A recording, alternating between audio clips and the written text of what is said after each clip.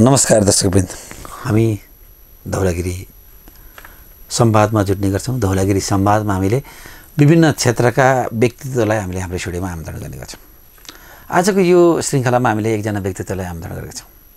एकजना व्यक्तित्व अहिले प्रवासमा रहेर, विशेष गरेर म्याग्दीदेखि युकेमा पुगेर त्यहाँ पुगिसकेपछि पनि गाउँको माया, आफ्नो देशको माया, समाजको माया, चिन्ता, गाउँको चिन्ता, गाउँमा रहेको स्वास्थ्यको चिन्ता, शिक्षाको चिन्ता गर्ने एकजना व्यक्तित्व, सामाजिक व्यक्तित्व र आज हामीले हाम्रो स्टुडियोमा आमन्त्रण गरेका छौँ।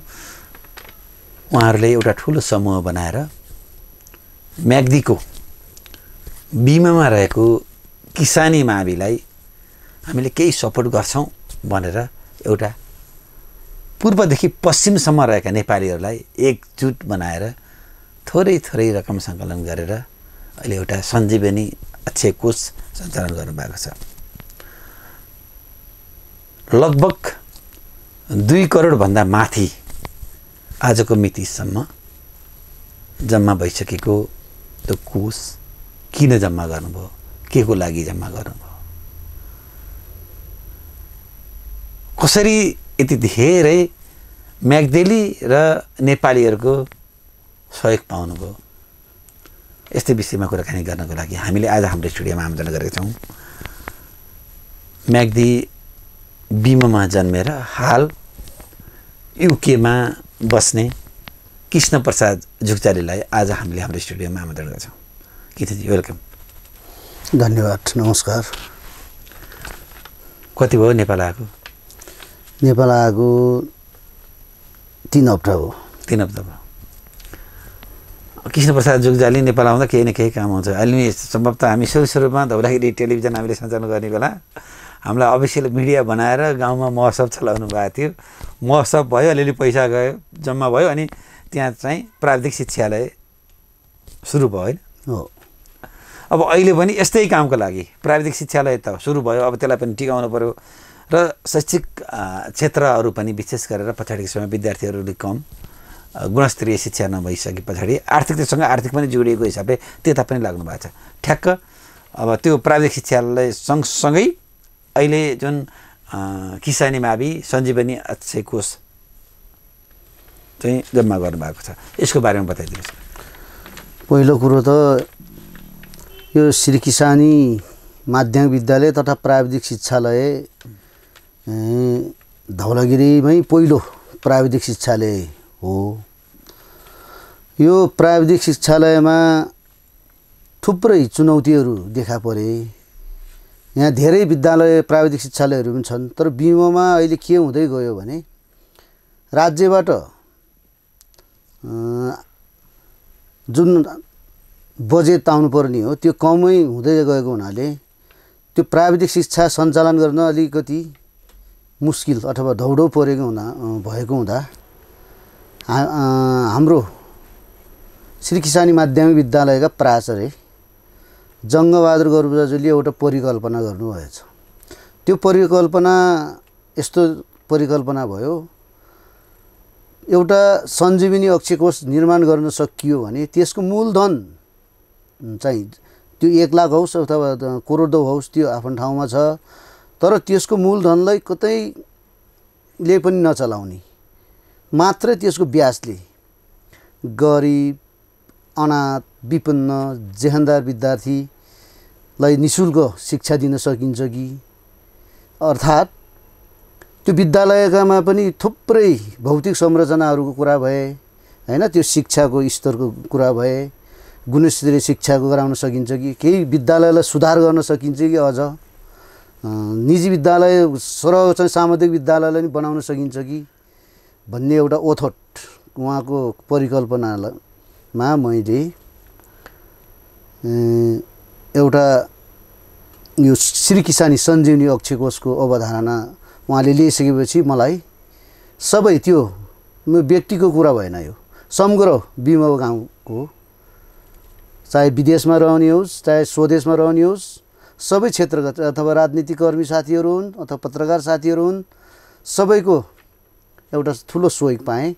त्यो सहयोगको फेरि के भयो भने मलाई नै त्यो विद्यालयको व्यवस्थापन समितिले, त्यो विद्यालयका जनप्रतिनिधिहरूले अथवा त्यो गाउँको जनप्रतिनिधिहरूले सबै क्षेत्रले मलाई नै एउटा आर्थिक सङ्कलनको अभिभारा दिए। त्यो मैले ठ्याक्क आज हामीलाई हेर्ने दर्शकलाई बताइदिनुहोस्, ठ्याक्क आजको मिति हामी कुराकानी गरिरहेका छौँ नि, लगभग यो सुरु गरेको 1 वर्ष पुग्यो? होइन, पुगेको छैन। यो सुरुवात गरेको 7 महिना जति। 7 महिना भयो।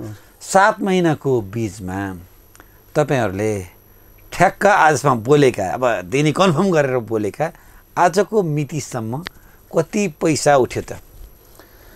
अहिले 7 महिनाको अवधिमा ठ्याक्कै भन्दा 2,24,27,146 रुपियाँ उठेको छ, बोल्नु भएको छ। तर त्यो मध्येमा अरू पैसा सङ्कलन भएको छ, मात्र 40 लाख रुपियाँ चाहिँ हाम्रो खातामा आएको छैन। त्यो 40 लाख भनेको हाइड्रो, हजुर, 2वटा हाइड्रो छन्, त्यो 2वटा हाइड्रोले 20 लाख, त्यो चाहिँ हाम्रो गाउँपालिकाको अध्यक्षको ठुलो जिम्मेवारी छ। 7 महिनाको बिचमा 2,24,00,000 रुपियाँ पैसा सङ्कलन भयो। हाइड्रोको 40 लाख बाहेक अरू पैसा खातामा आइसक्यो। अझ हजुरले त जानकारी पनि गराउनुभयो, आज हामीसँग कुराकानी गर्न आउँदै पनि बाटोमा पनि 2-4 लाख रुपियाँ बोल्ने मान्छे भेटिए भनेर भन्दै हुनुहुन्थ्यो त। होइन, त्यो यसो भयो।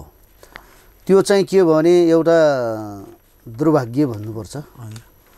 हाम्रो अरू यो मिडिया मार्फत भन्नुपर्दा दलबहादुर शेरपुञ्जाको दाइ, तेजबहादुर शेरपुञ्जाको छोरा चकमान शेरपुञ्जा अस्ट्रेलियामा उहाँको स्वर्गारोहण भयो। त्यसकारण उहाँको लास आइसकेपछि उहाँको शुद्ध हुनु बाँकी छ। तर उहाँहरूको सबै भाइहरू विदेशमाबाट पनि आउनु भएको छ, स्वदेशमा बस्ने भाइहरूले पनि मलाई बोलाएर यो सञ्जीवनी अक्षय कोषको बारेमा उहाँहरूलाई ज्ञान त भएको, तैपनि अझ म सबैलाई क्लियर हुनुको लागि चाहिँ बोलाउनु भयो। र उहाँले के वचन गर्नुभयो भने अहिले घोषणा चाहिँ हामी उहाँको शुद्ध कार्यक्रम हुने दिनमा चाहिँ गर्छौँ। त्यसो भएको हुनाले हामीले के गर्यौँ भने हाम्रो नियमअनुसार 10 लाखभन्दा माथि दिनेलाई एउटा अर्ध कटको शालिग निर्माण गर्ने हाम्रो कार्यक्रम रहेको हुनाले उहाँहरूले पहिला 6 लाख रुपियाँ दिनुभएको थियो। अहिले त्यो 6 लाखमा हामी 4 लाख थपेर त्यो चकमान शेरपुञ्जाको अर्ध कटको शालिग हामी राखिदिन्छु भन्नुभएको छ। त्योभन्दा अगाडि 2 जनाको छन्। 2 जनामा एउटा मेरै पुजिने बाबा हुनुहुन्छ हाम्रै भने, एकजना भाइ हुनुहुन्छ यो सञ्जीवनी अक्षय कोषको सल्लाहकार विजय जुगजाली अमेरिकामा हुनुहुन्छ, उहाँले पनि अर्ध बनाउनु भएको छ। अहिले आएर चकमानको हुने भयो। त्यो भएको हुनाले त्यो 4 लाख फेरि प्लस हुने भयो भन्ने हिसाबले तपाईँलाई भने हो। कृष्णजी, जस्तै अब हामीले पनि हेऱ्यौँ, हामी पनि पुग्यौँ, कार्यक्रम बनायौँ युकेमा, छायाङ्कन गऱ्यौँ कार्यक्रम कतिपय। विदेशमा बस्ने नेपालीहरू त्यतै रमाएका, किस्तामा घर, किस्तामा गाडी, फुर्सदको बेलामा घुम्न रमाउने, यसो कुरा गऱ्यो होइन, नेपालको सम्भावनै छैन, यतै ठिक छ भने। तर तपाईँ त्यो ठाउँमा पुगेर सुविधा सम्पन्न जीवन बिताइरहेको मान्छे फेरि यता आएर ल र 10 र हाल 1 लाख रुपियाँ ल्याऊ, 2 लाख रुपियाँ ल्याऊ भनेर पैसा जुन उठाउँदै फेरि स्कुलको लागि रकम सङ्कलन गर्नुभयो। साँच्चै अझ पनि यही गाउँमा गएर बसौँ कि भन्ने उठुटी हुँदो रहेछ जहाँ पुगे पनि। त्यो एकदम जहाँ जन्मे, जुन ठाउँमा हुर्के, हजुर, मन यहीँ हुन्छ।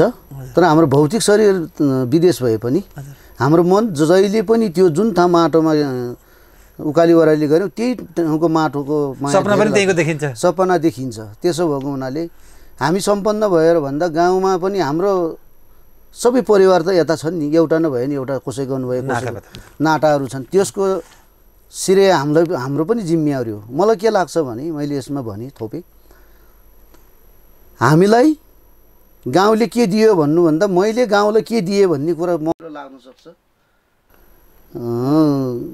गाउँले अथवा विद्यालयले अथवा कुनै गाउँकोले कुनै ठाउँको विभिन्न सङ्घ संस्थाले हामीलाई गएको बेलामा केही गरेन भन्नुभन्दा होइन, हामीले नै बरु गाउँलाई के दिन सकिन्छ भनेर त्यो सेवा गर्यो भने त्यो नै उपयुक्त ठान्छु। त्यसो हो भने माया लाग्छ, मलाई चाहिँ लाग्छ। अझै उमेर छ श्रम गर्ने, अझ 10-12 वर्षै लाग्ला अथवा 6-7 वर्ष लाग्ला। बसाइ मृत्यु कहाँ हो थाहा भएन, हजुर। तर पनि मेरो गाउँमा अझै आएर बस्नु चाहिँ चाहना छ, बस्न चाहन्छु। त्यस्तो अरूलाई पनि होस् भन्ने लाग्छ, त्यसकै माया हो यो। अनि फेरि पैसा उठाउँदा पनि पहिला पनि महोत्सव लगाउनु भयो, सबै बाहिर भएका बिमेली अझ म्याग्देलीहरूलाई पैसा लगाएर त्यहाँ प्राविधिक शिक्षा लागेको लागि तयारी गर्नुभयो। अहिले पैसा उठाउनु पनि शिक्षाको लागि अलिक बढी, शिक्षा क्षेत्रमा लगानी अलिक बढी गर्नुभयो, अरू क्षेत्रमा अलिक कम भयो तपाईँहरूको? होइन, सहयोग हाम्रो सहयोगको क्षेत्रमा भन्यो भने सबै क्षेत्रमा छ, तर धेर होला थोर होला त्यो फरक पाटो भयो। जस्तै एउटा कुरा उठाइहाल्नुभयो तपाईँले, मलाई खुसी लाग्यो। त्यो बाटो खन्दा होस्, त्यो बिमोमा बाटो पहिलो पुग्या हो, चाहे त्यो बिजुली पहिला लैजाँदा होस्, चाहे त्यो बाढी पहिरो आउँदा होस्, हामीले रकम सङ्कलन गरेका छौँ। तर त्यसको संयोजक जहिले पनि किन हो म जान्दिनँ बुझ्दिनँ, तर मलाई नै विदेशमा रहनेले गाउँमा रहनेले मलाई नै जिम्मेवारी दिनुभएको छ अहिलेसम्म। कहिलेकाहीँ मैले फेरि उहाँहरूले दिएको जिम्मेवारीलाई वहन गरेन, त्यो अरूको पाटो भयो। तर मैले नै पनि भन्दैन, किनभने सक्ने गर्ने हो, नसक्ने गर्ने होइन। त्यसो भएको हुनाले चाहिँ थुप्रै क्षेत्रमा होला, स्वास्थ्यको क्षेत्रमा नि भएको छ, अनि विद्यालयको क्षेत्रमा भएको छ, बाटोघाटो कृषिको सबै क्षेत्रमा भएको छ। त्यसो भएको हुनाले लगभग अब यो शैक्षिक क्षेत्रकै लगानी गर्नुभएको छ, 2 करोडभन्दा माथि खातामा जम्मा गर्नुहुन्छ। त्यो के को लागि खर्च, कसरी खर्च गर्नुहुन्छ, खर्च गर्ने प्रक्रिया के छ? हाम्रो खर्चको प्रक्रिया आज हाम्रो प्राचार्य हेसर भएको भए अझ सजिलो हुन्थ्यो होइन, तर त्यहाँको व्यवस्थापन अध्यक्ष कलिप्रसाद जुगजली भएको भए पनि सजिलो हुन्थ्यो। तर खास यो अभियान चलाउँदा देखि नै हामीले एउटा क्याटेगोरी बनाएको थियौँ, यति लाख दियो भने यो, यति लाख दियो भने यो, अनि त्यो स्तम्भ खडा गर्ने कसरी गर्ने, अनि त्यसको शिलालेख कसरी गर्ने भन्ने बनाएको मुख्य उद्देश्य भनेको तपाईँले सोधे जस्तो हामीले पहिलो कुरा त मूलधन पटक्कै नचलाउने, एक जति उठोस्, तर त्योले आएको ब्याजले अघि नै भनिसक्यौँ ती गरिब, अनाथ र विपन्न अनि जेहानदार विद्यार्थीहरूलाई निःशुल्क शिक्षा, 1-2 जनालाई भने निःशुल्क शिक्षा दिन सकिन्छ कि भन्ने उद्देश्य हो।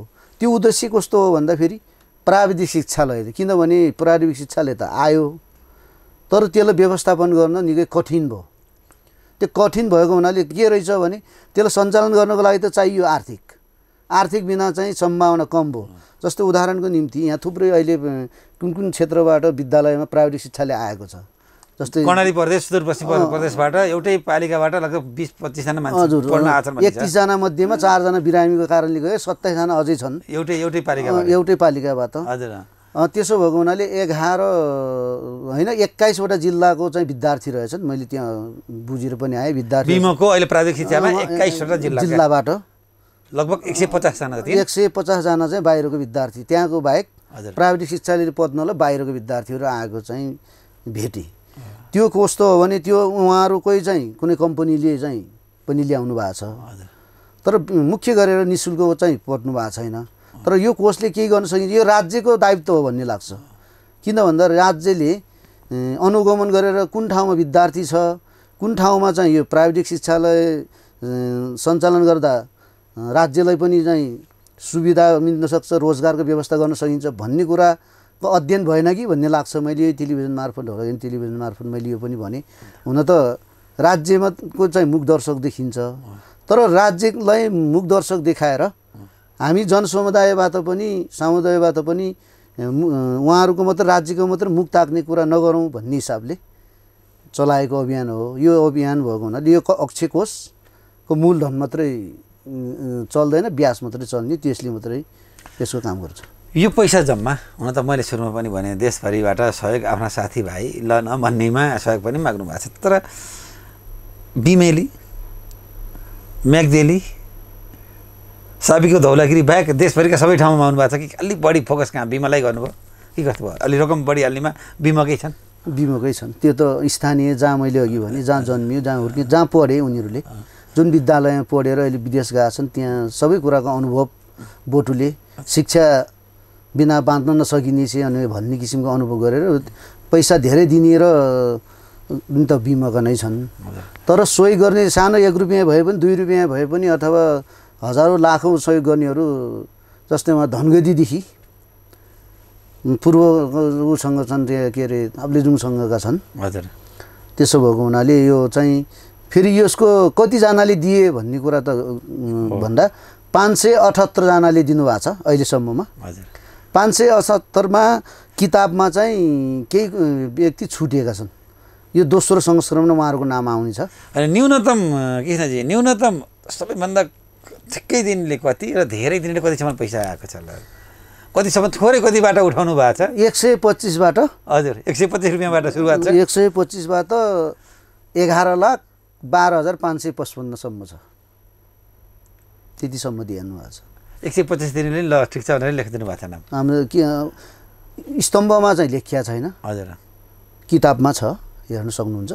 तर स्तम्भमा किन लेखिएन भन्दा हामीले एउटा क्याटेगोरी बनायौँ, अघि नै कुरा गरेँ।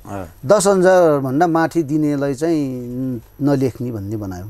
कारण के भने हामीले पैसा उठायौँ त्यो स्कुललाई के होला भनेर, तर लेख्दा त्यसको स्तम्भको खर्च खोज्दाखेरि त्यो चाहिँ सानो रकम 125 अथवा 100 दिँदा त्यहीँ सकिने भएको हुनाले हामीले त्यसो नगरौँ, 10,000 भन्दा माथिलाई मात्रै लेखौँ भनेर त्यहाँ 10,000 भन्दा माथिको छन्। त्यो व्यक्ति त्यो चाहिँ कम छ सङ्ख्या। तर 5,000, 125, 5,000, 8,000, 7,000 दिने त धेरै सङ्ख्या छ।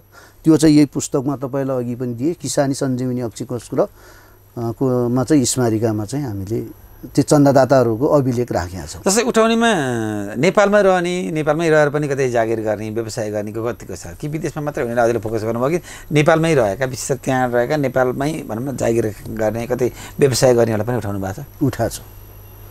त्यो जो चाहने शिक्षकहरू पनि हुनुहुन्छ, कोही त्यहाँको भूपि विद्यालय शिक्षकहरू पनि हुनुहुन्छ। हजुर। अहिले सबैको नाम भनिरह्यो भने चाहिँ अब अहिले कसैको नाम भन्दा कसैको छुट्ला, धेरै दिनेको छुट्ने, थोरै दिनेको नाम हुन सक्ला। त्यसो भएको हुनाले समग्रमा भन्दा नाम नलिकन भन्दाखेरि त्यो हाम्रो चाहिँ 13-14वटा देशमा समिति पनि छ, उपसमिति। उहाँहरूले राम्रो काम गर्नुभयो। सबै व्यक्तिलाई भन्दा समय जान्छ। उहाँहरूलाई धन्यवाद छ। उहाँहरूले मेरो नेतृत्वमा संयुक्तमा उहाँहरूले एकदमै राम्रो काम गर्नुभएको छ। अमेरिकामा त 56 लाख त अमेरिकामा मात्रै उठाइदिनु भयो। अमेरिका मात्र। उहाँले नि पूर्व पश्चिमको उहाँ उठाउनु भएको छ। धेरै कुन देशमा उठ्यो? होइन, उठ्न त युकेमै उठ्यो। युकेमा कति उठ्यो तपाईँ? झन्डै 65 को हाराहारीमा छ युकेमै। हजुर। अब त्यो यो देशमा यति भन्नुभन्दा नि प्रत्येक देशबाट 1 रुपियाँ भए पनि उठाउनु भएको छ, जहाँ जहाँ समिति हुनुहुन्छ उहाँहरूले। भने पहिलो कुरा त किसानी महाभिले नै एउटा भैलोको सुरुवात गर्यो। त्यो भैलोमा पनि 25,85,000 रुपियाँ उठाउनु भयो, बिममा मात्रै, एउटा वडामा। जनता त जागरुक रहेछन्। विद्यालय तिगाउनुपर्छ, प्राविधिक शिक्षाले तिगाउनुपर्छ भन्ने त उहाँहरूको चाहना त त्यहाँबाट देखियो नि। त्यसले पनि हामीलाई अझै ऊर्जा मिल्यो। त्यो मात्रै होइन, 1,84,00,000 उठ्दाखेरि 40 लाख त गाउँपालिका प्रमुखको भूमिका छ यसमा। उहाँले मलाई बिहानको 5 बजी फोन गरेर यो सञ्जीवनी अक्षिकोषमा हाइड्रोबाट सामाजिक दायित्वभित्र पर्ने रकम चाहिँ म उपलब्ध गराउँछु, मैले हाइड्रोहरूसँग माथि नै लेभलमा कुरा गरेका छौँ भन्नुभयो। त्यो पैसा आएको छैन।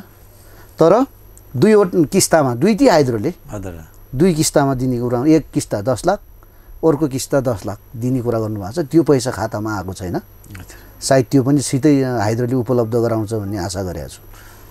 यतिमा रोक्ने त होइन। जस्तै 2,24,00,000 रुपियाँ पैसा उठ्यो, यो सञ्जीवनी नाम छ, सधैँ चलिराख्ने हो कि यतिसम्म टार्गेट कमसेकम 3 करोड उठे पछाडि बल्ल भनेर बन्द गरे त्यस्तो केही छ कि छैन? होइन, त्यो छैन।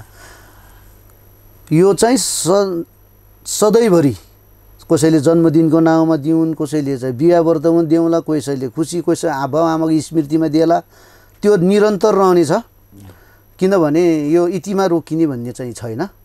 अब दिनेलाई त्यो सञ्जीवनी अक्षिकोषमै हामीले पनि जम्मा गरिदिन्छु भन्नेहरू भए त चाहिँ त्यो चाहिँ निरन्तर रहन्छ। त्यो चाहिँ रोकिँदैन। रोकिँदैन। हामीले केही अभियान रोक्यौँ, तर किन रोक्यौँ भन्दा यो पुस्तकको कुरा अझै छुटेँ मैले भने थुप्रै साथी चन्दादाताहरूको नाम छुटिएको छ। किनभने यो हामीले पहिले नै टाइम तोकेको थियौँ, त्योभित्र उहाँहरूले पछि दिनुभयो। तर कतिपयको 1,55,000 पनि दिए अहिले पनि।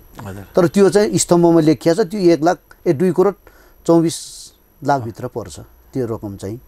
रकम छ तर पुस्तक रकम उठाउँदा बुझाउन कतिको गाह्रो भयो, बुझाउन कतिको गाह्रो थुप्रै चुनौतीहरू आए, सहकारीहरू डुबेका कुरा हुन त यो कुरा गर्न नमिल्ला, किनभने त्यस्तो अवस्थामा परियो। अनि अहिले त सहयोगको नाममा पैसा उठाउने पारदर्शी नहुने छ नि त।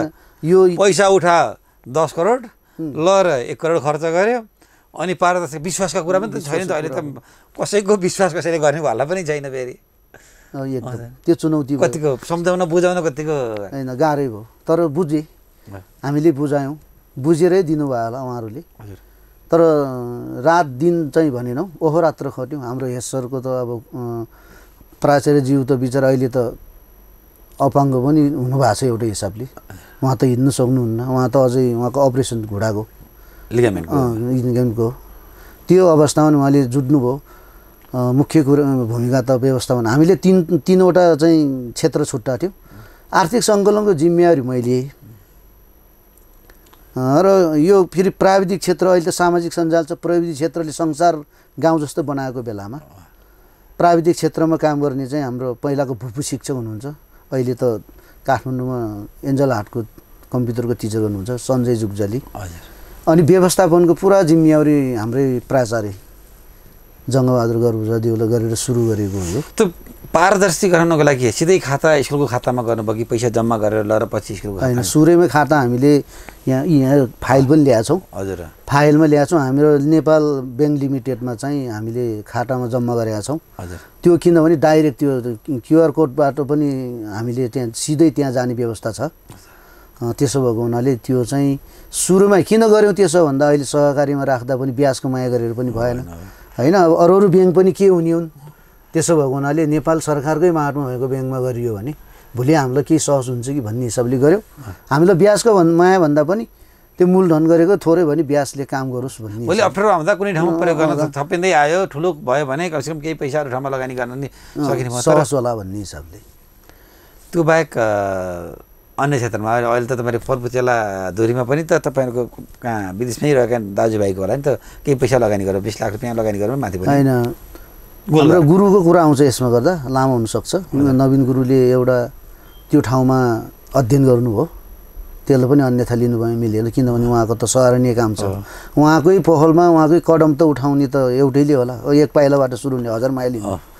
त्यो कदम उठाउनु भयो, पुरा गर्नुभयो, अब अनुसन्धान गर्नुभयो। अब गुरुहरू पनि आउनुभयो, हाम्रो मेरो अब चिन्नुहुन्छ हाम्रो अहिलेको यो सञ्जीवनी अक्षको प्रमुख अतिथि, त्यो विद्यालयको व्यवस्थापन समिति पनि पूर्व प्रधान पञ्च पनि, पूर्व गाविस अध्यक्ष पनि रत्नप्रसाद पुनले पनि अरू पनि गएर त्यहाँ यस्तो थियो उस्तो थियो इतिहास। अहिलेका चाहिँ कटबहादुर जुग्जाली 93 वर्षको हुनुहुन्छ, पहिलाको दरबाङ पञ्चायत छुट्याउने प्रधान पञ्चहरू, उनीहरूको पालो त थाहा हुने भयो। ती कुरा त हामीलाई पनि पूर्वजेला त थाहा थियो, तर के हो मुख्य कुरा थाहा थिएन। यी सबै अध्ययन गर्दा छकप्रसाद पाएजा, पलवीर जुग्जालीहरू जस्ताले पनि त्यहाँ सुरुवात गरिदिनु भयो। एउटा चाहिँ ल कुटी बनाइदिन्छु, मन्दिर बनाइदिन्छु सुरु गर्नुभयो। गुरुले अध्ययन गराउनु भयो। स्वर्गद्वारीबाट एउटा चाहिँ कपिलानन्दको भएको पनि परमानी भएको हुनाले त्यहाँ पूर्वचेलामा लैजानु भयो। तर समस्या कहाँ देखियो भने उहाँको उद्देश्य भने धार्मिक र पर्यटनलाई पनि टार्गेट गर्ने हिसाबले मैले फेरि के सोचेँ भने उहाँले कुरा राख्नुभयो गोलघरको। तर गोलघर कस्तो हुँदो रहेछ भने टिपिकल बनाउनुपर्छ, त्यो सिमेन्ट त्यो ब्लकले लगाएर भन्दा ढुङ्गाको बनाउने भन्ने चाहिँ कुरा गरिसकेपछि ढुवानीले खर्च होला। उहाँको चाहिँ 22 लाखको इस्टिमेट थियो इन्जिनियरले बनाएको, तर अहिले 29 लाखको खर्च देखियो। 29 लाख हामीले व्यवस्था गरेर दिएछौँ। उद्घाटन गर्ने मौका नि पाइयो सायद त्यो गोलघरको अवसर पनि भयो। 29 लाखमा बन्यो त्यो गोलघर। अरू त प्रदेश सभाबाट नि आयो, गाउँपालिकाले गरिदियो, अरू व्यक्तिले गरिदिए। अहिले हराभरा छ। कस्तो बेलामा कुराकानी गरिरहेछौँ भने कृष्णजी, आज संयोग भन्नुपर्छ होइन। हिजो हामी सानो हुँदा खर्च बोकेर आज यति बेला भोलि मालिका पूजा हुँदैछ। आज खर्च बोकेर हामी त जङ्गल 3 चोटि 4 चोटि हराउँदै मालिका धुरी जाने दिन होइन आजको दिन। यस्तो बेलामा हाम्रो कुराकानी भइरहेछ। साँच्चै मालिकालाई हजुरले भन्नुभयो नि धार्मिक पर्यटनसँग जोड्न सक्ने सम्भावना भयो। हजुर तपाईँ बाहिर जानुभयो, देख्नुभयो सानो ठिकैको मन्दिरमा पनि मान्छेहरू कति धेरै गएको छ। हेर्दा सामान्य छ, तर त बनाएर पनि धेरै बनेको छ। तपाईँहरूको त बनेको ठाउँ पनि छ, लगभग अहिले त गाडीदेखि 1 घन्टा हिँडेर मालिका धुरी पनि पुग्न सकिन्छ। यो सम्भावना कि त्यो क्षेत्र जुन तपाईँ जन्मिएको क्षेत्र कतिको देख्नुहुन्छ कृष्णजी? सम्भावना धेरै देख्छु। अझ मलाई त लाग्छ गाउँपालिकाको प्रमुखहरूले पनि कुरा उठाएको छु, उहाँले आफै उठाउनु भएको छ। मालिकाको धुरीमुनि उता अहिलेको रघुगङ्गा गाउँपालिकाको तिर छिराउन सकियो भने, क्रस गऱ्यो भने अहिले अझै अलि तलबाट माथि नै लाग्छ त राम्रो, अलि तल तल एकदमै माथि नै मन्दिरमा होइन, तल छिराउन सकियो र त्यो नागीसम्म चाहिँ बाट यता आउने भने बाटो त उताबाट नि गएको छ। उताबाट जुगी देउराली भन्छ नि, त्यो बिसौना छ उता थारखान हामी गएका छौँ, त्यहाँको तल आइसकेको छ। यता चाहिँ राज्यले अझै गराउने हो, एउटा पर्यटनको ठुलो सम्भावना। मालिकामा कुरा उठाइहाल्नुभयो, ध्यान आश्रम छ, हिजोबाट सुरु भएको छ 3 दिने पूर्व चेलाको त्यो जुन हामीले बनाएको गोलघरमा। हिजो मैले सजिलै गाडी जान्छ, सजिलै जान्छ, पानी पर्यो समस्या होला। ध्यान आश्रम भवनमा म योग ध्यान गरेर आएँ हिजो, आनन्द आयो त्यो गोलघरमा। अनि आफूलाई त्यो आर्थिक सङ्कलन गरेको अनुभूति चाहिँ एकदमै सही ठाउँमा सदुपयोग गरेछौँ जस्तो लाग्यो। अब मालिका जानु मन थियो, तर दुर्भाग्य भन्नु पऱ्यो, म चाहिँ अब जानुपर्ने भएको हुनाले म आज आउनु पऱ्यो। त्यहाँ ध्यान 3 दिने ध्यान शिविर छ, त्यहाँ योग ध्यान। त्यो टोली सबै मालिका जाने कुरा छ। उहाँहरू जानुभयो भने एउटा पर्यटनको सम्भावना त, मालिकाको त भोलि त पूजा छ होइन, त्यहाँ मान्छेहरू लस्कर लागिसकेका छ। त्यसो भएको हुनाले त्यसलाई व्यवस्थापन गर्न राज्य लाग्नुपर्छ। राज्य लाग्नुपर्छ। केही कुरा अब हामीले पनि स्थानीय पनि जस्तै हामीले पनि देख्यौँ, विशेष हामी पनि लगभग आस्थाको यति ठुलो केन्द्र छ कि माघी पुग्छ भन्ने छ होइन।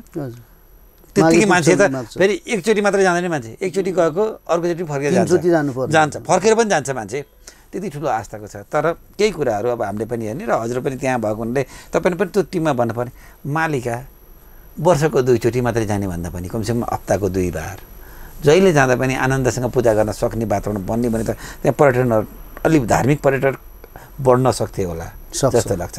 अब यतातिर पनि कुरा उठाउनु पर्ने जस्तो लाग्छ मलाई।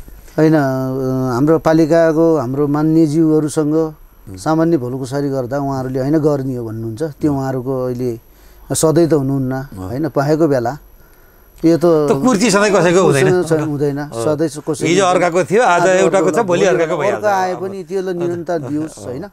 सबै सायद यो त्यो म्याग्दी जिल्लाको मात्र होइन, नेपालको एउटा पर्यटनको सम्भावना बोकेको ठाउँ हुनाले राज्यले त्यहाँ राम्रो बजेट तर्जुमा गरेर त्यसको चाहिँ अहिले सबैभन्दा सुविधा त बाटोकै रहेछ। बाटोको सुविधा, पूर्वाधार, बिजुली र खानेपानी, त्यही 3वटा कुरा भयो भने त प्रयास पनि गरिरहेछ। मालिकामा पानी ल्याउन अलिक गाह्रो छ होइन, तर पनि प्रयास जारी रहेको देखेँ, खुसी लागेको छ। जस बिस्तारै बन्दै गर्छ। अब हिजोभन्दा यतिका कुरा, हिजो बहस पनि हुँदैन थिए, अब बिस्तारै बहस हुन थाले। अनि मान्छे जान थाल्यो भने आवश्यकताका अनुसार हुन्छ। बाटो अलि तल पुग्यो भने त झन्डै बेनीबाट बिहान गएर बेलुकी आनन्दसँग फर्केर आउन सक्ने, पूजा गरेर बागलुङबाट पोखराबाट मान्छे लगभग मालिका पूजा गरेर फर्केर सक्ने अवस्था पनि रहन्छ होइन। यसमा चाहिँ पत्रकारहरूको, तपाईँहरू जस्तो पत्रकारहरूको ठुलो अहम भूमिका रहन्छ भन्ने लाग्छ मलाई। तपाईँहरूको प्रसारमा अझै हामी त बेलुकी गएर त्यहीँ बसेर त्यहीको कार्यक्रम प्रसारकमा पनि जुटिया थियौँ। म योभन्दा अगाडिको कार्यक्रममा अध्यक्ष हुने बेलामा त्यही मालिका धुरीमै गएर बेलुकी बसेर हामी त्यहीको प्रचार पनि गर्छौँ। हाम्रो ठाउँ सबैको ठाउँ सबै भनौँ न, विशेष गरेर त्यहाँ जाँदा मान्छे पर्यटक आइदिएर मात्रै भएन, कमसेकम पानी पिउन पाउनु पऱ्यो, कमसेकम चिया खाने मान्छेलाई चियाको त व्यवस्था हुनु पऱ्यो। मान्छे केही पनि छैन तलबाट माथि जाने बेलासम्म ती व्यवस्थापन भयो भने पक्कै पनि सम्भावना भएको त्यो ठाउँमा जाँदा मान्छेलाई छुट्टै अनुभूति हुने। उग्लँदा त्यो बाटो, त्यो डाँडाबाट देख्ने दृश्य एकदम धेरै फरक छ। अर्को कुरो, अब कृष्णजी यो कार्यक्रम लगभग यसपालि चाहिँ यो अहिले चाहिँ कार्यक्रम समापन भएको हो, तर उठाउने क्रम चाहिँ जारी रहन्छ भन्ने हो। यो चाहिँ उठाउने क्रम त हामीले चाहिँ अभियान चाहिँ चलाउँदैनौँ, तर उहाँहरूले नै यो सञ्जीवनी अक्षय कोषमा यो जुन अहिलेको यो खातामा जम्मा गर्न सक्नुहुन्छ उहाँहरूले गरेर। हामी यो दोस्रो संस्मरण अथवा स्तम्भ नि उहाँ ठाउँ पुगेन, बाँकी छ ठाउँ लेख्ने, त्यो ठाउँ भरियो भने फेरि अर्को स्तम्भ पनि बनाउन सकिन्छ। अब एउटा मूर्ति अर्धकटको मूर्ति अब छिटै बन्छ, किनभने उहाँको आज शुद्धको दिन त 10 दिन छ, 10 दिनमा उहाँहरूले घोषणा गर्नुहुन्छ, त्यो पनि बन्छ। किनभने हामी पनि विदेशतिर जाँदा, अब केही देशहरूमा जाँदा के देखिन्छ भने त्यहाँबाट गएका नेपाली सेटल भएका नेपालीहरू यसो भेट्यो निराश कि नेपाल खतमै भयो के छ र नेपाल के जानु छ र यो बर्बाद भयो नेताले देश बिगारे भन्ने मात्रै हुन्छ। तर हजुरले के भन्नु भने आफ्नो ठाउँ हो, राज्यले पनि गर्न पर्ने कतिपय कुराहरू चुकेको होला, तर मैले पनि त मेरो गाउँलाई के दिएँ भनेर कमसेकम हामी जस्तै एउटा गाउँमा 2 करोड त शिक्षाको लागि पैसा उठिन्छ, त्यो देखिने मात्रै पैसा हो नि त, कम्तीमा 2 करोडभन्दा बढी अब 2 करोड सवा 2 करोड त पैसा उठाउनु भयो। सँगसँगै भन्नुभयो पर्वतेलाधुरीमा उनीहरूले 29 लाखको पैसा बाटो खन्दा हामी सहयोग गरेका छौँ। एउटा गाउँमा भएका मेरो दायित्व पनि के हो, मैले पनि यो समाज त्यही समाजमा जन्मेको भन्ने भावना अलिक विदेश जानेहरू नेपालीको कम भएको जस्तो देखिन्छ। होइन यसो होला कि त्योसँग हाम्रो जमघट भएन? होइन, कतिपयलाई त्यो हुन्छ स्वाभाविक हो, तर प्रायः जसोलाई अहिलेको नयाँ पुस्ता त आफ्नो ठाउँमा होलान्। तर कसैको मतलब छैन, त्यो नयाँ पुस्तालाई चाहिँ न त्यो देशको मतलब छैन आफ्नो मतलब। हामीभन्दा एक मुनि पुस्तालेसम्म चाहिँ त्यो चाहिँ गाउँमा जन्मिएका कुराहरू बिर्सिया छैनन्। जस्तै म्याग्दी प्रवासी नेपाली सङ्घकै कुरा गर्नुहुन्छ भने उहाँ यही धौलागिरी टेलिभिजन मार्फत उहाँले पनि अहिले सुनुन्, मलाई एउटा जिम्मेवारी दिनु पठाउनु भएको थियो। बेनी हस्पिटलमा डायलिसिसको मेसिन के छ त्यसको बारेमा कुरा बुझेर आइदिनु भन्नुभएको छ। मैले त्यहाँको समन्वय उपप्रमुख अध्यक्ष हुनुहुन्न रहेछ उहाँ लगायत त्यहाँको हस्पिटल बेनी हस्पिटलको इन्चार्ज डाक्टर लगायत अनि रेड क्रसका सभापति अमर बानिया, पत्रकार म्याग्दी पत्रकार नेपाल पत्रकार म्याग्दी शाखाका अध्यक्ष हरिकृष्ण गौतम अनि त्यो हस्पिटलको व्यवस्थापकका इन्चार्ज सबैसँग बसेर केही भोलुकोसारी गरेर आछौँ। त्यो उहाँहरूले यो यहाँ त भनेर साध्य भएन, त्यो नटुङ्गिएको कुरा, तर मैले उहाँ म्याग्दी प्रवासी नेपाली सङ्घ युकेलाई यो जानकारी गराउने छु। मैले उहाँहरूलाई सामान्य बैठक गराएको छु, जस्तै एउटा स्वास्थ्यको क्षेत्रमा, तर केही भवन बन्दै रहेछ होइन, त्यो पछि कुरा गरौँ, उहाँहरूले थाहा पाउनुहुन्छ। तर जानकारीको लागि मैले उहाँहरूले दिएको जिम्मेवारी पनि मैले वहन गरेको छु, त्यो कुरा म गएर भन्नेछु। अरू क्षेत्रमा माया छ, सबैलाई माया छ, जहाँ भए पनि मन त सबैलाई माया छ, तर जहाँ भए पनि मन त मेरो नेपाली हो नेपाली भन्ने छ। अन्त्यमा के भन्नुहुन्छ? अन्त्यमा पहिलो कुरा त तपाईँले चाहिँ यो धौलागिरी टेलिभिजनमा बोलाएर मलाई केही कुराहरू भन्ने मौका दिनुभयो, त्यसको लागि तपाईँलाई धेरै धन्यवाद। अनि अन्त्यमा म के भन्न चाहन्छु, जसले यो नेपालको विभिन्न ठाउँबाट अथवा विदेशमा रहेका विभिन्न ठाउँबाट जे जति सहयोग गरिदिनु भयो उहाँहरूलाई धेरै धेरै धन्यवाद भन्न चाहन्छु। विशेष गरेर धन्यवाद हाम्रो यो समिति, चाहे सल्लाहकार समिति छौँ होइन, सदस्य समिति छन्, उहाँहरूको सबैको नामभन्दा थुप्रै होला, एकमुष्टमा यो काम गर्ने जति सबैलाई विशेष धन्यवाद दिन चाहन्छु। भने गाउँको अब हाम्रो प्राचार्य त आफै जिम्मेवारी व्यक्ति भइहाले, उहाँ बिना सम्भव थिएन, उहाँको परिकल्पना नभएको भए यो सम्भावना थिएन। अध्यक्ष व्यवस्थापन समितिको अध्यक्ष त्यत्तिकै लाग्नु भएको छ। हाम्रो वडा अध्यक्ष पनि चिन्ता छ, उहाँलाई प्राविधिक शिक्षाले गयो भने उहाँ त जनप्रतिनिधि, हाम्रो विद्यालयको त्यो प्राविधिक शिक्षाले बन्द भयो भने हाम्रो पनि केही उसमा असर गर्न सक्छ भन्ने उहाँलाई चिन्ता छ। गाउँपालिका प्रमुखको त कुरै नगरौँ, अब 40 लाख हाइदरलाई उहाँको दायित्वभित्र पर्ने, उहाँको अधिकारभित्र पर्ने कुरा उपयोग गरिदिनु भएको छ। अब मान्यज्यूहरूले पनि गर्नु होला, आशा छ गर्नु पर्यो भन्ने लाग्छ। अहिले नगरे नि पछि कहिले त गर्नुहुन्छ नि, यही मिडिया मार्फत अवश्य उहाँको पनि राम्रो मन्त्री पनि भइसक्नु भएको छ, सायद फेरि हुन सक्नुहुन्छ होइन।